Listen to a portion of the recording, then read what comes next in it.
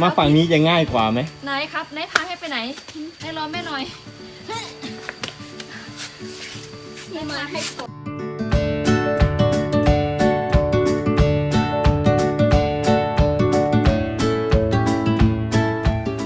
เดินมาตรงนี้จะมีบันไดเป็นบันไดไม้นะครับขึ้น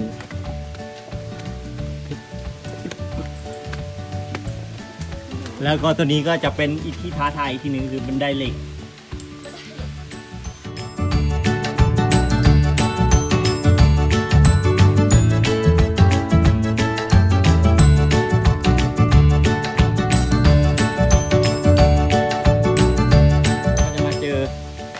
ตรงอุปสรรคอีกนิดนึงก็คือ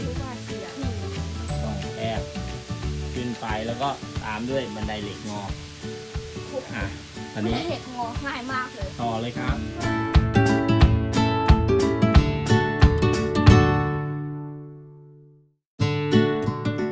เสียงด้วย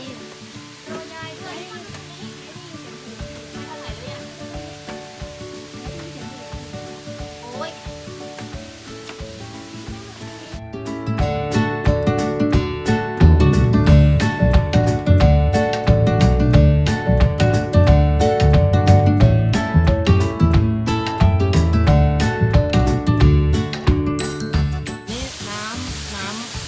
ไม่เยอะเพราะว่าตัวนี้ต้องอาศัยน้ำที่ฝนตกน้ำตก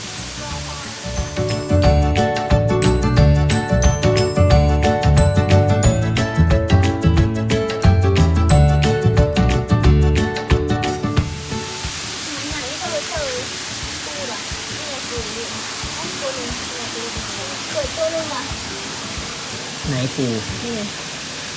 อีกตัวหนึ่งอีกตัวหนึ่งเย็นมากอันนี้ตัวอะไรนี่อ๋อแมงมุมมันไม่รู้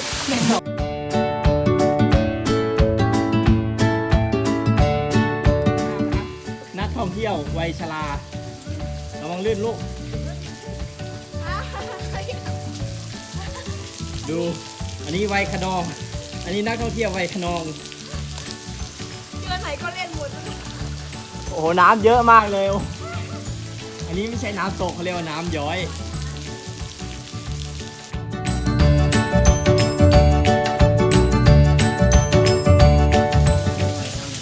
ถ้าดูการตกน้ำตรงนี้โอ้มืดมากเลยนะครับ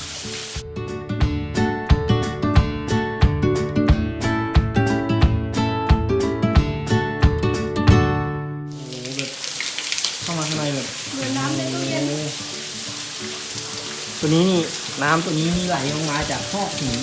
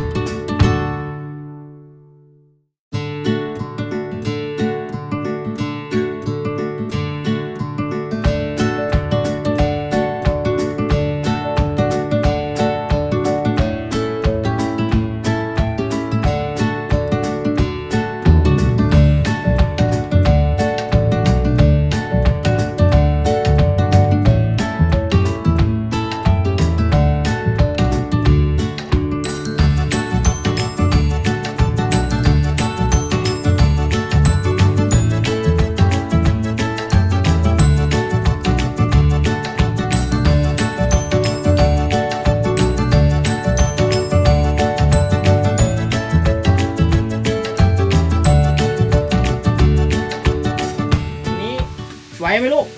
ไหวค่ะไหวครับในชอบประจนภัยในชอบประจนภัยตอนลงระยะยากด้วยนะเอามาเป็นภาระล้วนๆนะครับคนนั้นไม่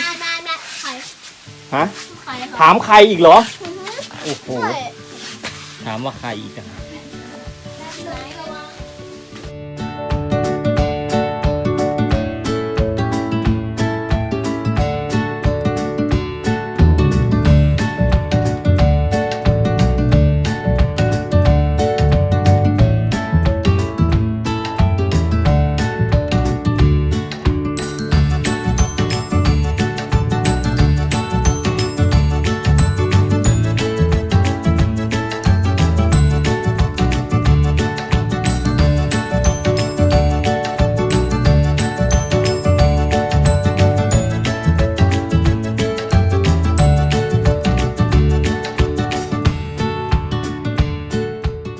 ดูกระแม่